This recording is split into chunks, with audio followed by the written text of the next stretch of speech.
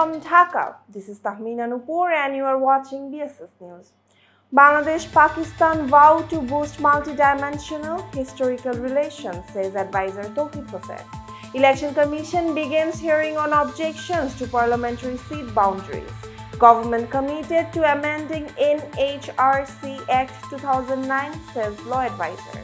Rizvi for recovery of illegal arms ahead of national polls. Erdogan's wife calls on Melania Trump to speak up for Gaza's children. Now let's go for the details. Bangladesh-Pakistan vow to boost multidimensional historical relations, says advisor Touhid. Bangladesh and Pakistan have agreed to further strengthen their historical bilateral relations. The decision came at a foreign ministerial level meeting held today at a city hotel in Dhaka. Foreign Affairs Advisor Mohammad Touhid and Pakistan's Deputy Prime Minister, Foreign Minister and Senator Mohammad Ishaq Dar led their respective sides. At a press conference at the Foreign Service Academy, Foreign Advisor Mohammad Touhid said both countries discussed unresolved issues of the past along with trade, health, education and sports. He said yearly trade turnover is still below $1 billion and Bangladesh sought access to Pakistan's markets in several sectors under the South Asian Free Trade Area. Pakistan also expressed interest in exporting energy to Bangladesh. The Foreign Affairs Advisor said the two sides stressed regular shipping services between Chattogram and Karachi and discussed introducing direct flights to boost trade, tourism and other sectors. Both sides also expressed concerns over the Gaza situation and rejected the use of starvation as a weapon. On the Rohingya issue, Bangladesh sought Pakistan's support for the safe return to Rohingyas to Myanmar.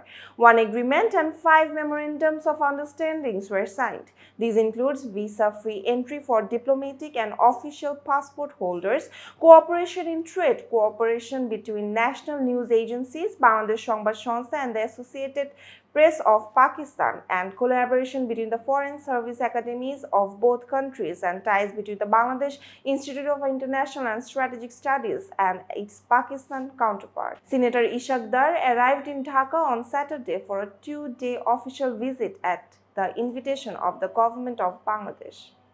Election Commission begins hearing on objections to parliamentary seat boundaries. The Election Commission today 24th August began hearings on objections to parliamentary constituency boundaries ahead of the 30th national polls. The hearing started in the morning at the Nirbachan Bhavan in Agargaon, Dhaka. Chief Election Commissioner A.M.M. Nasiruddin chaired the session. Election Commissioner and the Secretary of the Election Commission were also present. At the opening, Chief Election Commissioner A.M.M. Nasiruddin said that the Commission had worked impartially and professionally. He added that there was scope for objections under the law and that all applications had been considered. Logical issues would now be heard in the sessions. On the first day, hearings were held for the Kumilla region. According to the schedule, hearings on Brahmanbaria constituency 2, 3 and 5 took place from 12 noon to 1:30 p.m. Hearings on Kumilla 6, 9, 10 and 11 followed from 2:30 to 3:30 p.m. From 3:30 to 5 p.m., hearings were held on Noakhali 1, 2, 4 and 5, Chatpur 2 and 3, Feni 3 and Lokhipur 2 and 3 constituencies. Hearings for Khulna, Borishal and Chattogram regions will be held on 25th August. For the Dhaka region, hearings are scheduled for 26th August. On 27th August, hearings will be held for Rangpur, Rajshahi, Mymensingh, Faridpur and Sylhet regions. As of 10th of August, the Election Commission had received 1,760 objections regarding the boundaries of 83 constituencies. The Commission will give its verdict after completing the hearings and then announce the final boundaries. Government committed to amending NHRC Act 2009, says law advisor. Law, Justice and Parliamentary Affairs Advisor Dr. Asif Nazrul has reaffirmed the government's commitment to amend the National Human Rights Commission Act 2009.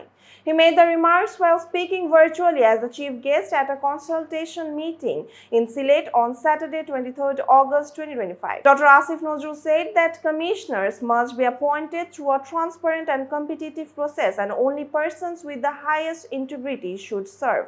He emphasized that with the amendment and proper implementation of the Act, Bangladesh can set an example of an independent and trusted National Human Rights Commission. Anwarul Haq, Acting Deputy Resident Representative of the United Nations Development Programme in Bangladesh, said that strengthening the Commission is crucial for ensuring independence and credibility in line with international standards. The reform process is being led by the Legislative and Parliamentary Affairs Division with support from the United Nations Development Programme and the Embassy of Switzerland. After select consultations will be held in all 8 divisions before a final session in Dhaka. Key issues include transparent appointments of commissioners, stronger investigative powers, and greater independence. Recommendations from the divisions will shape a reform roadmap to strengthen the National Human Rights Commission and protect citizens' rights. Rizvi for recovery of illegal arms ahead of national polls.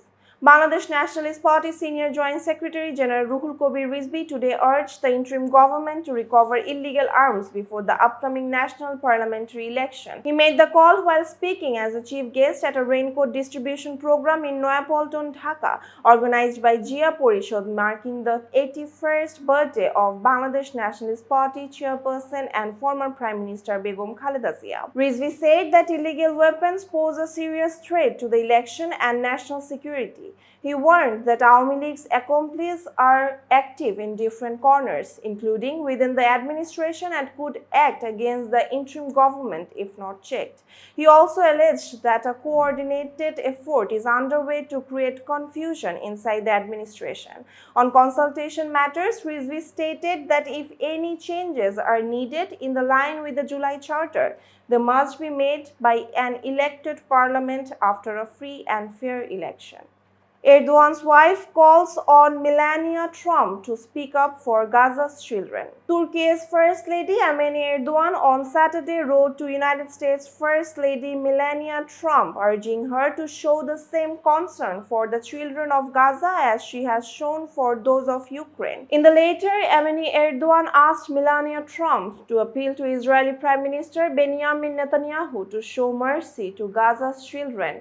She reminded that while 648 children have lost their lives in the Ukraine war, more than 18,000 children have been killed in Gaza over the last 2 years. Earlier, Melania Erdogan also sent a letter to Russian President Vladimir Putin at the Alaska summit for the sake of children in Ukraine. Meanwhile, Turkey's President Recep Tayyip Erdogan has accused Israel of using hunger as a weapon in Gaza, comparing the situation to Nazi camps. His remarks came after the United Nations officially declared a famine in Gaza on Friday, a claim rejected by Israeli Prime Minister Netanyahu. That's all for today. For more information, visit bssnews.net. Thanks for watching.